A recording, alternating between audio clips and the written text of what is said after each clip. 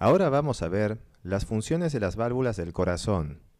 Las válvulas impiden que la sangre circule en la dirección incorrecta o que retroceda. Entre ellas podemos mencionar a la válvula mitral, la cual permite que la sangre rica en oxígeno proveniente de los pulmones pase de la aurícula izquierda al ventrículo izquierdo. Tenemos también la válvula tricúspide, la cual controla el flujo sanguíneo entre la aurícula derecha y el ventrículo derecho. La válvula aórtica permite que la sangre rica en oxígeno pase del ventrículo izquierdo a la aorta, la cual es la arteria más grande del cuerpo y es la encargada de transportar la sangre al resto del organismo. La válvula pulmonar controla el flujo sanguíneo del ventrículo derecho a las arterias pulmonares, las cuales transportan la sangre a los pulmones para oxigenarla. Las válvulas tricúspides y mitral se encuentran entre las aurículas y los ventrículos. Las válvulas aórticas y pulmonar se encuentran entre los ventrículos y los principales vasos sanguíneos que salen del corazón. En la parte superior de la aurícula derecha del corazón hay un paquete especializado de neuronas conocidas como el nódulo sinusal o sinoauricular. Su función es trabajar como el marcapasos natural del corazón. Dicho nódulo se activa enviando impulsos eléctricos con una frecuencia regular. De todos modos, a frecuencia cardíaca podría variar en casos de actividad física o estrés, ocasionando ritmo irregular. El corazón está conformado por distintas capas.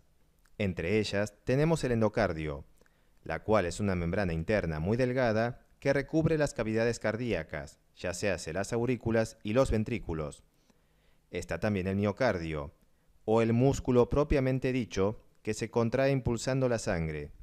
Y por último, tenemos el pericardio, la cual es la membrana externa que recubre todo el corazón protegiéndolo de las lesiones. Lo que hay que tener en cuenta es que el corazón funciona como un motor para que el sistema circulatorio cumpla su función y lleve la sangre para todo el organismo. La sangre circula alrededor de una compleja red de tubos llamados vasos sanguíneos, los cuales se extienden a cada parte del organismo. La sangre que pasa por el lado izquierdo transporta sangre oxigenada, mientras que la sangre que pasa por el lado derecho transporta dióxido de carbono. El sistema cardiovascular consiste en el corazón, con sus conductos que son los tubos que atraviesan todo el cuerpo humano y transporta la sangre. Existen tres tipos principales de vasos sanguíneos. Entre ellas tenemos a las arterias, las cuales llevan la sangre rica en oxígeno del corazón a todos los tejidos del cuerpo.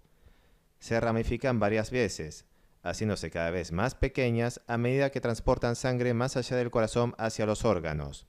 Luego tenemos las venas. Estos son vasos sanguíneos que llevan la sangre de vuelta al corazón. Esta sangre tiene menor contenido de oxígeno y más cantidad de dióxido de carbono. Además, es rica en sustancias que deben ser eliminadas del cuerpo. Y por último, tenemos a los capilares. Estos vasos sanguíneos pequeños y delgados conectan las arterias y las venas. Sus delgadas paredes permiten que el oxígeno, los nutrientes, el dióxido de carbono y otros productos de desecho pasen hacia y desde las células de nuestro organismo.